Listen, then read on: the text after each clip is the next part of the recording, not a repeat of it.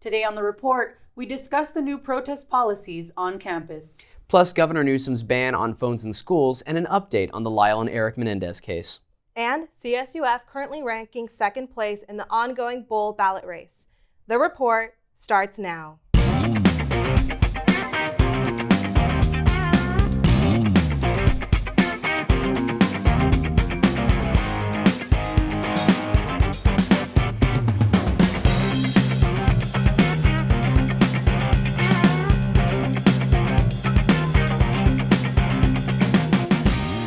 I'm Jasmine Alvarez. I'm Noah Sakatis. And I'm Gabriela Machuca. Don't forget to follow us on Twitter at The Report CSUF or on our Titan TV Instagram at Titan TV CSUF to keep in touch with us and view our content. According to the Student Life and Leadership Handbook, events must be confirmed within the Titan link 7 days before the demonstration, and large-scale events need supplemental approval, including a consultation meeting with Student Life and Leadership. Additionally, the use of amplified sound may only occur in the main quad, Becker Amphitheater, Tuffy Lawn, and Humanities and Social Sciences quad between 12 p.m. and 1 p.m. These must be confirmed 3 days prior, and the devices must not exceed 85 decibels, 75 decibels if in the Humanities and Social Sciences quad. Consequences for failing to adhere to these regulations may result in an early cancellation, as well as a potential ban from the use of noise-making devices at future events. The Senior Associate Vice President of Student Affairs and Dean of Students, Vincent Vigil, and the Interim Director of Student Life and Leadership, Emily Witt, are with our host, Justin Rosette, to talk more about these new policies. Take it away, Justin. Welcome to the show, Dr. V and Emily Witt. It's a pleasure having you guys here today. And so there has been some confusion and pushback on the time, place, and manner policy mandated by the CSU. So I'd like to ask you guys a couple questions today.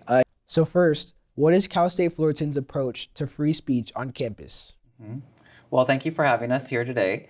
Our approach at Cal State Fullerton has one that prioritizes our students, their experiences, and their safety.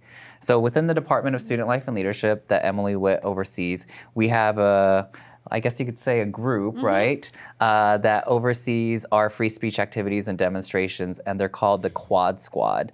The Quad Squad are staff members within the Department of Student Life and Leadership they serve as first responders to free speech activities. They wear really great orange visors, so if you see them around campus, it says Quad Squad on it, and they're trained professionals who are able to assist with the safety of these demonstrations and free speech activity. So they should be very easy to spot then. Yes. Yes. Okay. Yes. And now getting a little deeper into the new policy, could you go more in depth about the mask mandate and what it means for students? In terms of the mask mandate, I mean, one of the things that we try to make certain, this is a new thing within the time, place, and manner, is that students that are wearing masks, that they abide by our policies, right? So students can wear masks when they're out there, when they're protesting, when they're demonstrating, but we want to make sure that they're abiding by the policies. Yeah, and I think the main thing is a lot of students do wish to wear some sort of facial covering or mask for their safety and well-being when demonstrating, and we support that. We understand that, and we want to make sure that they are aware of the time, place, and manner guidelines in place that are there to promote their safety. And we ask that if they are approached and asked for identification or who they are, it's to promote their safety, and ultimately we hope that they are able to adhere to that policy. Yeah. Emily, for this question, I'll come to you first. Can you go deeper into what is the process of confirming an event through Titan Link? Yeah, absolutely. So Titan Link is our online platform that allows student organizations and guests to be able to go ahead and submit event requests and for space reservations. So once they submit their event details, it will ask them all sorts of questions about what the venue needs are, what materials are needed, are there any concerns that they have with the event?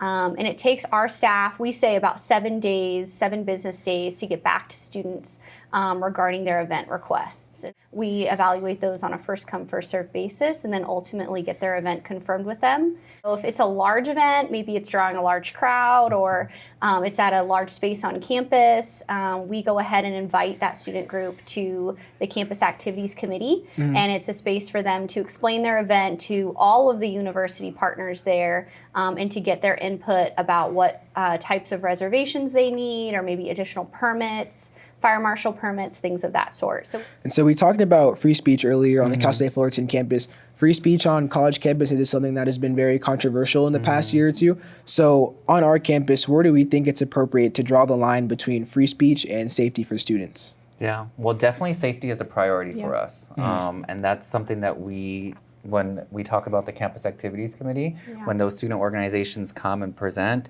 we talk about what they can do, what they can't do. We talk about strategies to make certain that they are safe. The Quad Squad is there because they are a familiar face a lot of times. They work with the assistant director within Student Life and Leadership. They work with Emily. And so they know those professionals, they know those people. So those student orgs that are putting on those events feel safe with them. So we make certain that they are following the rules. If someone is not following the rules, and then we make certain that we talk to them. But a lot of times our students, they know what they're doing and they follow the rules. We've been very lucky. So we're lucky here at Cal State Fullerton that our students have been working with us. Sometimes the off-campus people come and maybe they don't follow the rules, but we do chat with them also. We also reach out on the back end to let other student groups know who may be impacted by an event that could be triggering to them that this event will be taking place. Here are the resources in place for you to navigate that space, and we're here to help you as well if you would like to host some sort of counter event or an additional event to create safe space for their members too. And sometimes we may have demonstrations that are impromptu. We don't know that it's happening. And so we're still out there monitoring in terms of the Quad Squad. And we may have people that are watching or listening that may be impacted also. And so at that point, that's where a staff member can come up to them and say, you know, we kind of see that maybe you're emotional or that, you know, maybe you're being impacted by some of the rhetoric that's being said by this speaker or by this demonstration. Here are some resources that we can provide to you to help you. And so in light of this time, place, and manner policy, would you say that it's fair for people to assume that this has something at all to do with the Israel-Hamas war demonstrations that were taking place last year? Well, I think there's so many factors that come into play. You know, we are not the only system that has come together to create a time, place, and manner policy. Before, we had individual CSUs that were having their own time, place, and manner policies. So every CSU was interpreting the policy differently. So this is a way for us to universally say, this is what we're doing as a system. And so, you know, Cal State Fullerton has its addendum of that policy that states our specific places and spaces on campus. And so it really, the hope and the goal is to, you know, provide the most streamlined approach for students to be able to follow so that the guidelines aren't so confusing. And so for our last question, and Emily, I'll come to you first. Students that are still curious or want to know more about these policies, where can they go if they want to find more information on what to do and what not to do regarding these student demonstrations? Yeah, absolutely. Great question. So we have our free speech website for Cal State Fullerton. So that would be a great hub for students to visit, and it has all the resources listed there for everything under the free speech umbrella. It does link on that website to the Student Life and Leadership website, which I would recommend for students to go on and check out the Student Life and Leadership Handbook. That was edited and created this summer and posted on the website. Between those two, it has all of the resources listed there, so students aren't having to go search as much as they were before. Thank you guys so much for being here today and answering our questions. Now, back to you in the studio. Cal State Fullerton, as well as California State University, is committed to allowing free expression while maintaining a safe educational environment. California Governor Gavin Newsom signed a new law to restrict smartphone use in K through 12th grade schools. The Phone-Free School Act will require all school districts, the County Office of Education, and charter schools to devise a policy limiting or banning smartphones. Under the new law, exceptions must be granted for emergency situations or when there is a perceived threat of danger. Newsom's decision to sign the Phone-Free School Act was, for him, a matter of reducing distractions and addressing concerns of mental health.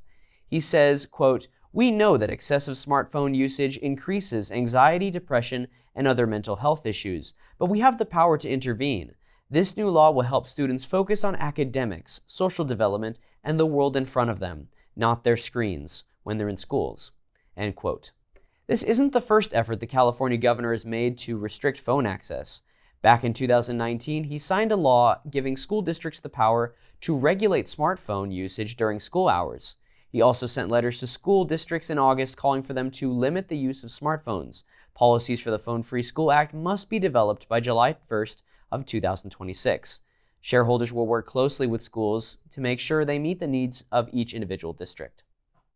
In the early morning of August 1989, Eric and Lyle Menendez killed their parents, Kitty and Jose, for the brothers' claims of sexual abuse. They soon went to court and were sentenced to life in prison without the possibility of parole.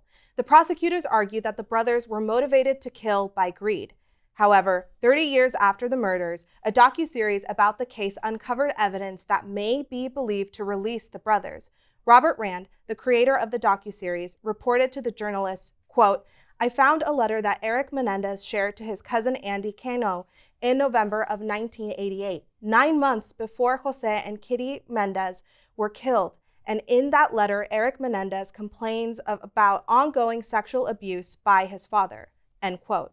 Mark Garregos, the attorney who defended the brothers, called the letter compelling and quoted, "It was written before the homicides took place and laid out all of the abuse that was going on. It wasn't like they were destitute kids who needed to kill their parents to live larger in life.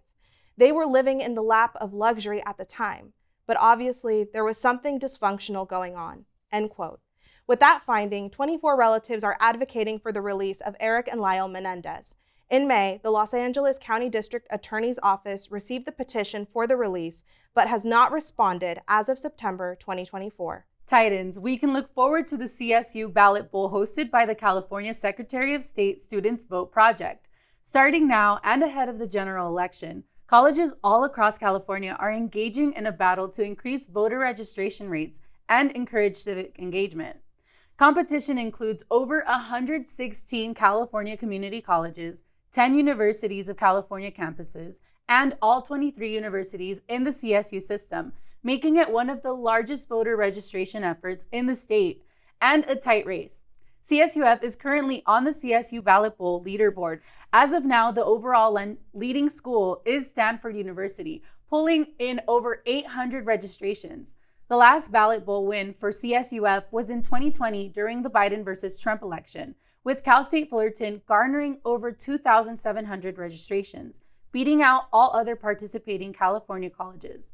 The college that collects the most voter registrations will be crowned the 2024 Ballot Bowl champion. Registration to vote ends on October 21st, and presidential election day will take place November 5th. Students interested in participating can register online or through a physical voter registration card that can be picked up at Holly Hall. So I wanted to go back and actually touch on the new time, place, and manner policy that CSUF has updated. How do we feel about that? Do we think it's fair? Do we think that it's actually infringing on our freedom of speech? How do you feel? Isn't the campus a free and open public campus? Like, can't anybody walk in? So really, this is only stopping students from demonstrating. Like, anybody can still go and break the rules.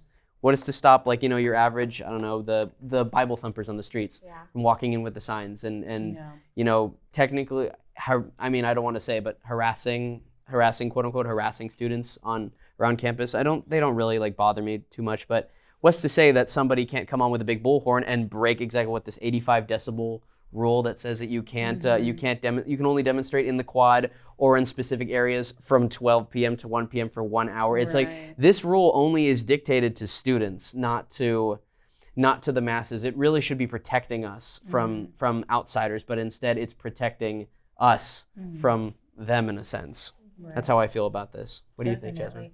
I think, I'm trying to look at it from both perspectives, and I definitely love the points that you bring up, Noah. But I think definitely the school, the university may be looking at it as, we've seen what's happened with USC, UCLA, right? The encampments, it's been really bad. They've vandalized the school, damaged it. I think personally, if it were me as a freshman, right, going into that school, and let's say it was my dream school, I've been dreaming of this school forever, and I walk into a school with encampment that's been vandalized, and it's not at all the experience that I envisioned. Right. I think that is heartbreaking for those students, and I think they're trying to avoid that, and I can sympathize with that. I could definitely see that. I also think it could be maybe something to do with possibly, just trying to also keep control over, the protests occurring on campuses and all that, because it's not a great look.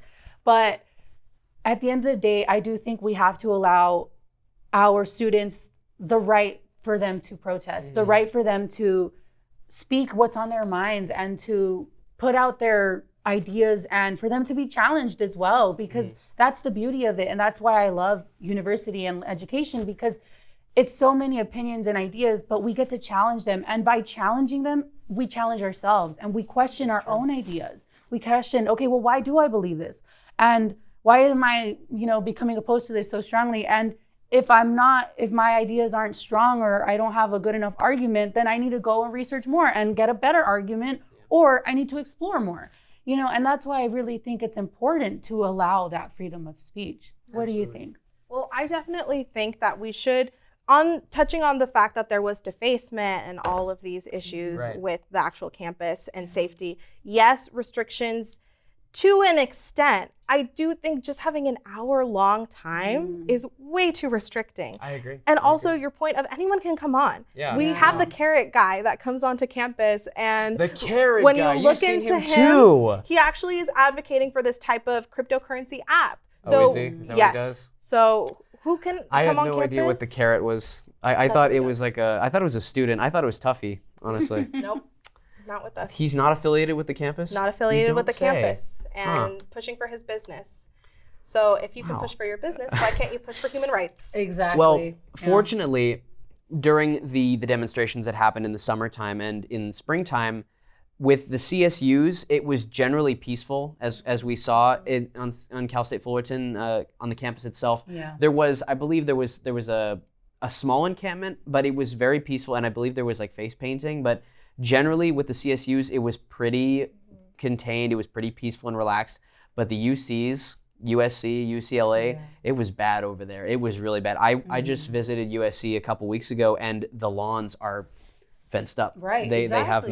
metal fencing all over. They're not letting everyone in. They're actually they have like security now at the front of USC. They have they're checking everyone's IDs, making sure that you're not associated with any. I don't know how they check your background, but they check your ID, they scan it through a machine, and they send you through, and it's very regulated now. They are really worried about something happening. So unfortunately, these demonstrations, which broke out in numerous schools across the United States, are ruining regular students who just want to have a voice in the public and want to have something to say.